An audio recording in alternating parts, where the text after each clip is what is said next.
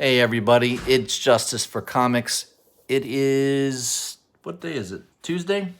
It's Tuesday. This video should have gone out on Friday, but I was in a golf tournament and just just didn't feel like doing it, I guess. I didn't have my little tripod. I like this thing because it keeps the video very stable. I forgot to bring it with me. So figured it's time to do it. At least get this video out there. I do this every Friday, but never too late, right? So if you missed it and you want to know what the hot 10 books last week were, let's review it. So this is from comicbookinvest.com, CBSI. This is for the week ending February 26th. So let's take a look here. I'm going to zoom in and we're going to review the list. We'll start off with the honorable mentions. Weird Comics number 2. Ben says, for real, somebody explain to me what is going on here and what kind of skeletal system does that woman have? Anyway, that is a tough one to find with only a handful of recorded graded sales ever. A 5.0 copy sold in 2019 for $4,300. But one sold this week for more than double that at $9,000. Wow.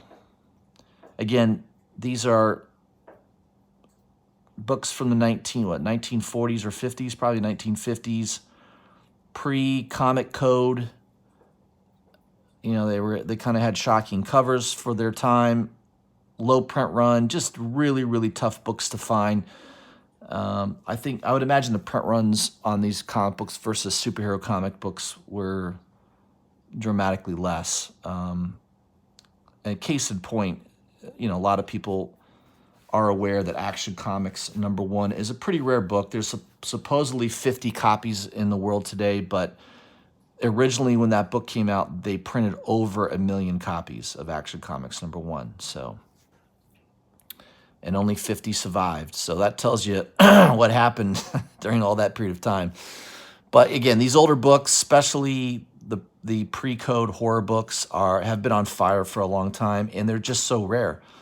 So, you know, if you're a big comic book collector and you've got all the major keys, you collected all the superhero comic books, you're probably targeting these you know, more rare, don't come to market very often type books that, yeah, they're beautiful covers. I mean, that red and yellow cover, it's pretty cool.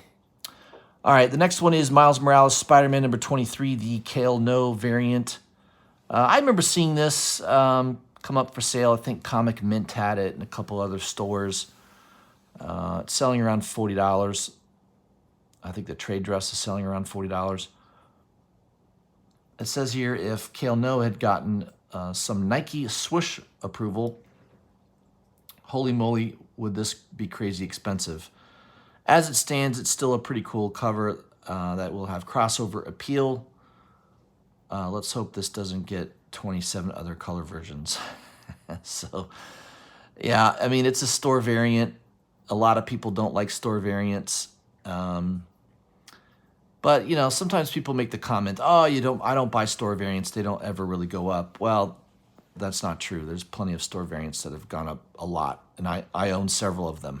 So they can make you as much money as a regular incentive cover that is produced by Marvel or DC. So you just have to, you know, it's not every one, obviously, but yeah, it's a cool cover. I like it. Kale No's a good artist. It's not my favorite art by him, but yeah, it's cool. I can see why people like it. All right, let's get to number 10 on the list. Haha number 2, the John Gallagher variant. Only 500 of these produced. I do have a set. Where is it? Let me get I should have had this ready. I do have a nice set of the Haha number 2 John Gallagher. Got those in the mail the other day.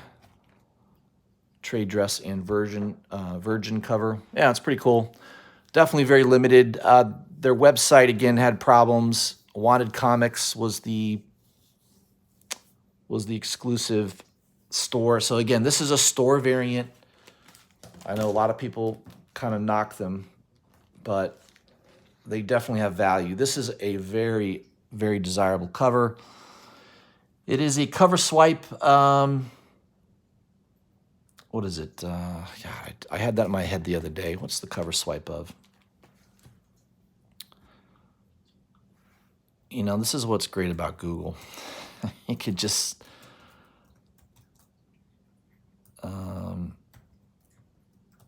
type in Gallagher variant cover swipe, and I'm sure it will come right up.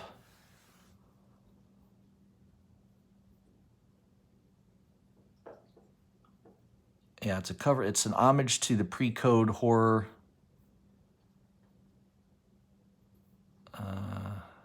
Oh, this took me right to CBSI.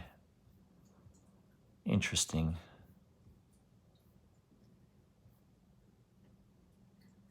What is the book? Oh, yeah, Chamber of Chills, number 19. So originally that book came out in 1953. Not too many ever come up for sale. And if they do, it goes for quite a bit of money. It's probably one of the most desirable covers from that that era. I think was it Harris Books that produced these? Yeah, I guess it was considered a magazine. I don't know. I don't know if it's magazine size. I think it is. I think it's magazine size. So you can see here, there was a 5.0. Yeah, it looks like a magazine size. There was a 5.0 that somebody had, a 6.5. I think I saw, yeah, here, somebody owns an 8.5. I think that's the highest grade I've seen is an 8.5. I've not seen one higher than that.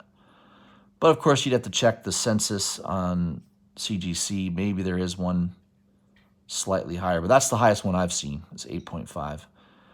That book's got to be worth a lot of money. So again, Chamber of Chills 19 homage. The sets were $35, and now they're selling for 100 to 125 range. Yeah, it's probably right. I mean, I think right after this book came out, there were a bunch of sets in that $250 to $300 range, and I think there was several that sold. So I think it has sold as high as around $250 to $300. But it's a pretty cool cover, no doubt about it. I mean, I own the set, and I'm not selling it. I didn't buy it to flip. I'm going to buy and hold that. Ben says, I actually think that this is a sustainable price point for a store variant on the secondary market. Gives some profit for flippers and still affordable for collectors. Yeah, I would advise, I mean, if you ended up getting one of these sets, I would not flip it. I think years down the road, this is going to be a book that people are going to want, especially if Maxwell Price continues to produce TV shows and things like that, because we know that Ice Cream Man is going to be developed. I think he's going to get a Netflix deal. I don't know that it's been announced where it will be streaming. It'll be a streaming show, and who knows, maybe Haha will get its own show. I don't know, but I think this book is not one to flip. I would be a buyer and holder long term of it. That's my opinion. But so yeah, if you could get a set, if you missed it at $35, I don't think buying it. If you can get it between 100 and 125, I think it's worth buying the set and holding on to it long term. So that's my professional opinion on that one. Number 9 is Young Avengers. Number 1, the second printing. I have the whole Young Avengers set 1 through 12, all A covers. I didn't pick up any second printings. I mean, for the longest time, that whole series was not worth a lot. I mean, I remember you could have easily bought 1 through 12 for probably $25 for a long time. But over time, obviously, with the MCU movies coming out and that scene showing a young Hawkeye, basically, that led to foreshadowing that, yeah, it makes sense that you're going to see a Kate Bishop at some point in a Marvel movie. So that's initially what moved those early issues. Young Avengers number 1, obviously, it moved that book up quite a bit. But there's probably more I think there's more room for that book to go up because it's a lot of first appearances. Hulkling, I mean, there's what's his name? Wickley? No, what's his name? Scarlet Witch's son, I guess, right? Yeah, there's a lot of first appearances in this book. So second printing is not a bad idea if you couldn't afford to get the first print. This would be a good alternative. It was kind of an affordable alternative, but now I guess it's selling around $50. It's definitely gone up in price. See, Ben says, so it looks like Ultra Maximus brought up this book this week and then was subsequently picked up elsewhere as a possible first for the current Young Avengers team. Of course, it is missing numbers, as I've mentioned 1,000 times before. The first team appearances mean absolutely nothing long-term other than a very select few. Young Avengers is not part of that club. So that is Ben's opinion on that. Yeah, I mean, Young Avengers #1, it's a key book for sure. It's done very well the last several years. I don't know that the second printing is really a good alternative, but it's certainly more affordable. #8 is Giant X-Men #1, Giant-sized X-Men #1. Obviously a major key book in anyone's collection. I used to have a 9.6 white pages, believe it or not. 9.2 just sold around more than 10 grand, right? Yeah, Jesus. I wonder what a 9.6 would get right now. I think I paid about $2,800 for it, for a 9.6 white pages. So, yeah, it's unfortunate. I had to sell it a long time ago. All you need is time. I mean, hell, that was 15 years ago. So, yeah. But I can say that I owned one at one time, a really high-grade copy too. So I'll reflect on those memories.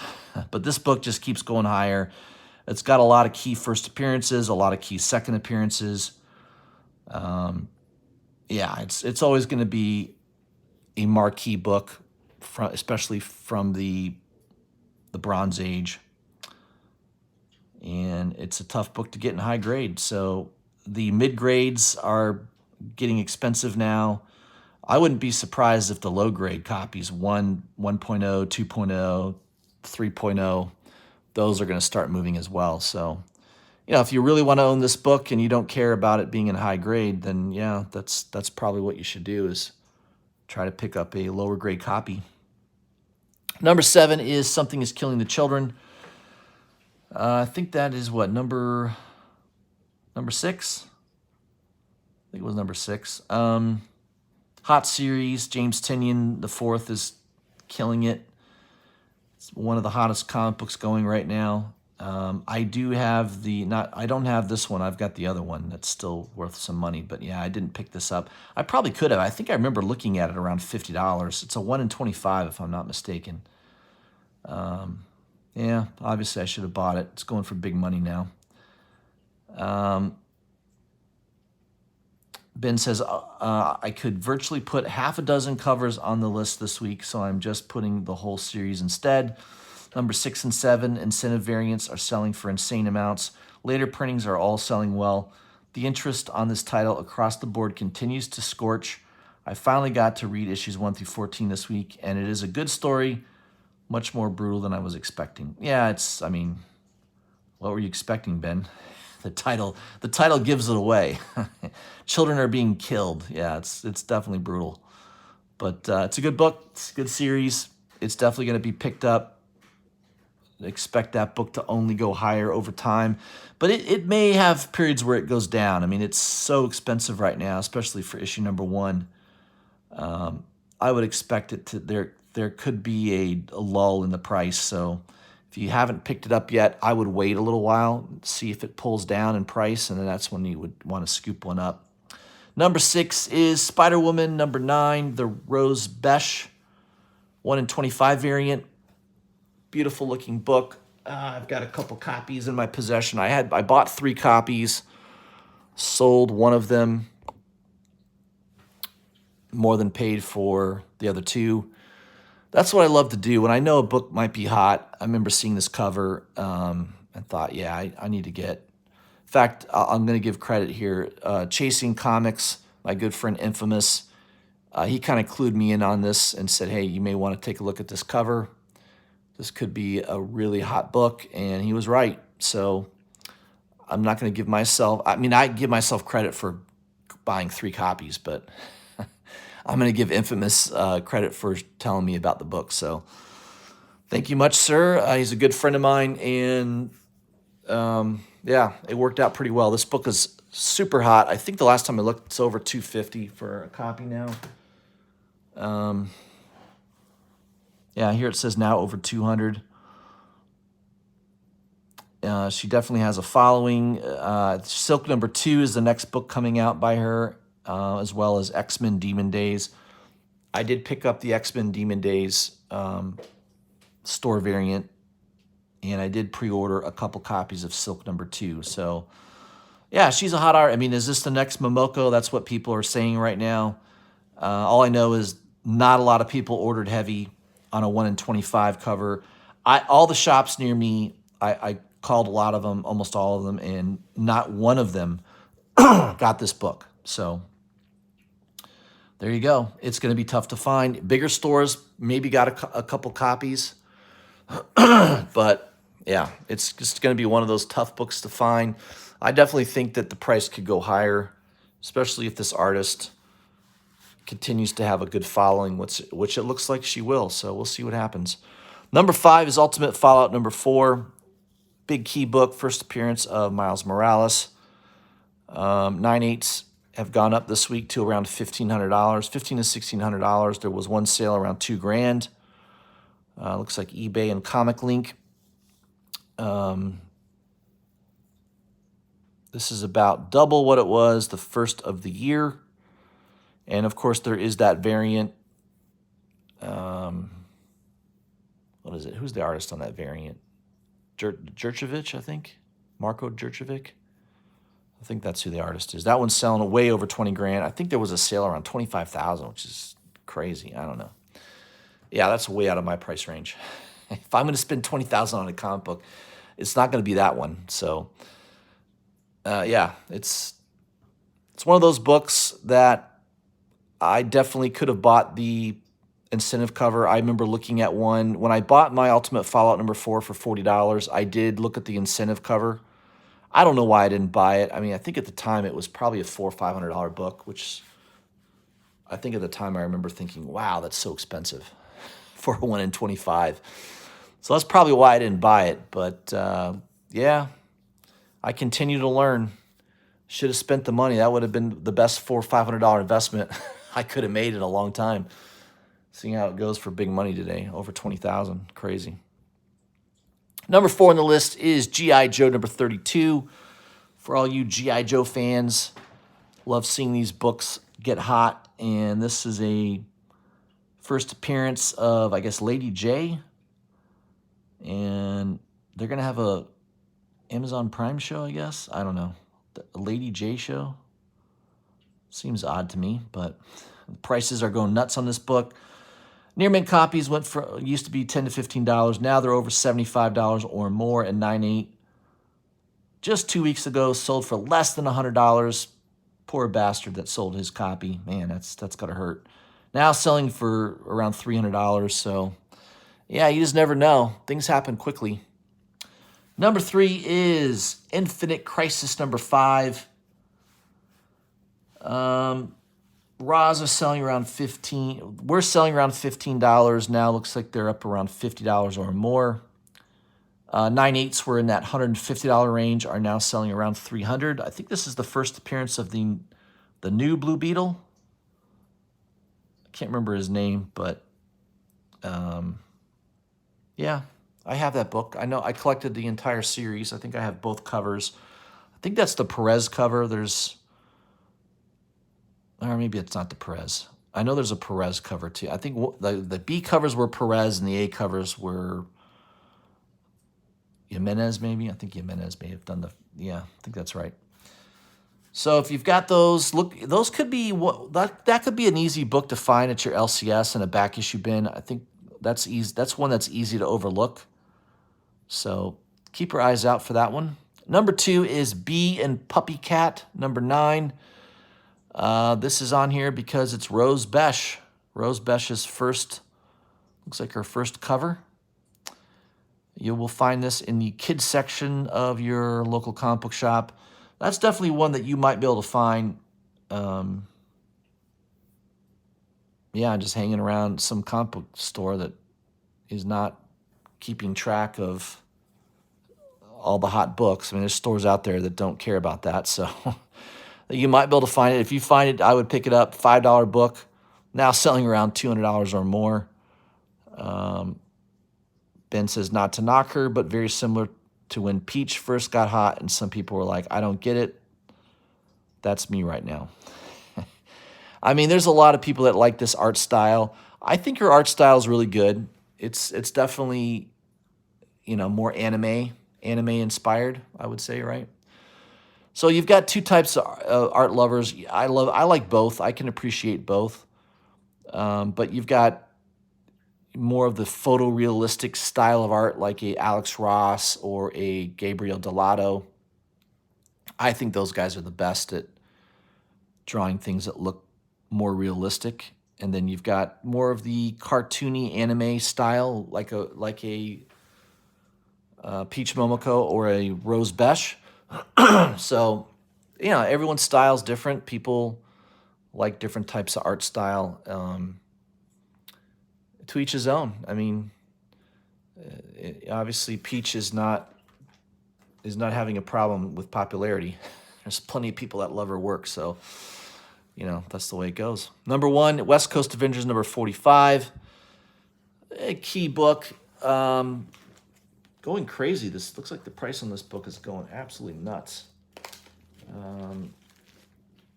I do have a copy. I don't have a graded copy, but I did pull this out of one of my long boxes. I did pick up probably a year or two ago. I think I only paid like $15 or $20 for this. I mean, it's really nice shape. I think one of the reasons I bought it was such a high-grade copy. So I looked at it real carefully. I don't know. I don't think it's a 9.8 candidate. I think it's probably more like a 9.4 to 9.6. Might be a 9.6. There's not a whole lot wrong with it. No big spine ticks, no creases. Maybe just a little blunting on the corner there. That's kind of common. I mean, I've seen 9.6s that look just like this, so I think it would grade it a 9.6. So I don't think it's really worth it for me to grade this. If this was picture perfect and I knew absolutely it was a 9.8, then yeah, I would probably send this in for grading, especially if it's getting $1,500. But I don't know what the 9.6s are selling for. But if they get high enough, I might consider sending it in. It's a nice copy for sure. I would assume the newsstand might go for a little bit more. Probably a little harder to find. But yeah, it's a cool looking book. So that's kind of a change. It's the rebirth of Vision. He's the White Vision, I guess. Selling around $100 raw. 9.8 just sold for $1,500 after quadrupling in price last week to $600. Ben says this is not a $1,500 book. New Mutants 98 is now getting to that mark. So, yeah, it definitely seems way overpriced for this book. I mean, it's a cool-looking cover. But, again, this was a $15, $20 book not that long ago. I bought my copy, I think, literally for like $15 or $20. So, and it's pretty high grade. So that's your list, guys. Your Hot 10 list from last week. A lot of interesting books on here. Let's see. I've got number 1 in my collection. I've got number 3. I've got number 5. I've got number 6. I've got number 10. So, yeah, pretty damn good. I mean, 6 out of the top 10 I have in my collection. I used to have Giant X-Men. I wish I had bought this one. Although I've got the color version of this that looks pretty similar, but it's certainly not worth as much. So I did not too bad, 6 out of the 10. There's your list. So maybe you could find a couple of these in a back issue bin. Infinite Crisis, I would definitely think that would be your easiest one to find if you're going to your local comic book shop. Bee and Puppy Cat, I think that's going to be a pretty tough one to find, but you might find it. G.I. Joe 32, a lot of those early G.I. Joe books gone. Most of those are bought up. I mean, I don't know too many shops that would have that, but some of you guys find like the craziest stuff. I don't know. I know Manny has a honey hole. He finds stuff like that all the time. But there's your list, guys. So happy hunting. Hopefully you can find a few of them. Maybe get a better deal. We'll see if they continue to go higher. But that's what I had for you for last week's Hot 10 list. I'm probably just going to do a video on Thursday, or live stream on Thursday. Tomorrow, Wednesday, I'll do a video for New Comic Book Day, so look for that. But I will be going live on Thursday for Whiskey, Cigar, and Comics. Might be doing it from my closet. I don't have any cigars right now. I smoked them all on my golf tournament. So it might just be live from the closet, the comic closet. All right, guys, hope you have a good day, and I'll see you on Thursday. Thanks.